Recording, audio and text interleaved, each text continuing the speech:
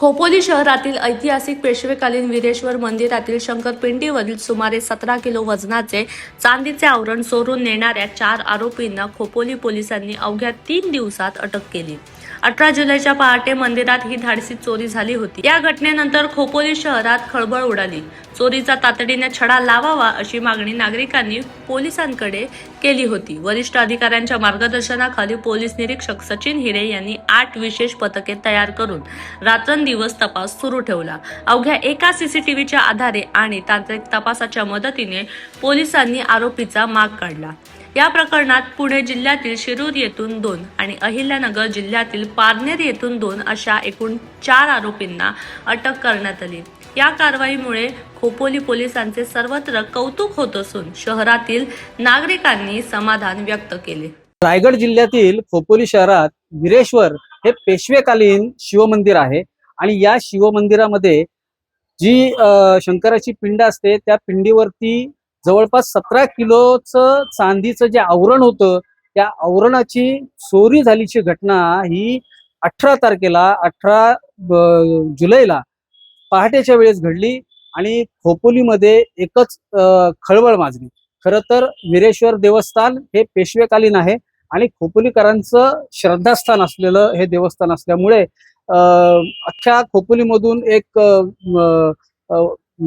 खरं तर निषेधाची लाट उसळलेली दिसली आणि खोपोली पोलीस ठाण्यावरती मोर्चा आणण्यापर्यंत ही घटना अगदी खोपोलीकरांनी पाहिली।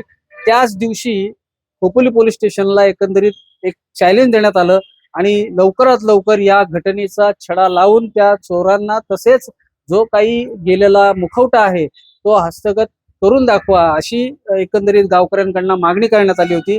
आणि अवघ्या 4 दिवसात खोपोली पोलिसांनी रायगड पोलिसांच्या मदतीने त्या घटनेचा छडा आज लावलेला आहे। त्या चोरीमध्ये सामील असलेले 4 जण यांना अटक करण्यामध्ये खोपोली पोलिसांना यश आलेलं आहे।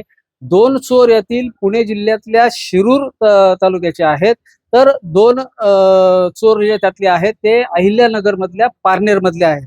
या चौघांनाही अटक करण्यासाठी घटना घडलेल्या दिवसापासून अगदी रात्रंदिवस एकूण पोलिसांच्या 8 टीम म्हणजे अलिबागची एलसीबी असेल, खालापूरची एलसीबी असेल, खालापूर पोलीस स्टेशन असेल, रसायनी पोलीस स्टेशन असेल, खोपोली पोलीस स्टेशनच्या 3 टीम या विविध अंगाने याचा तपास करत होता। हे चॅलेंज जे घेतलं होतं ते चॅलेंज आज कुठेतरी पूर्ण झालेलं एकंदरीत दिसतंय।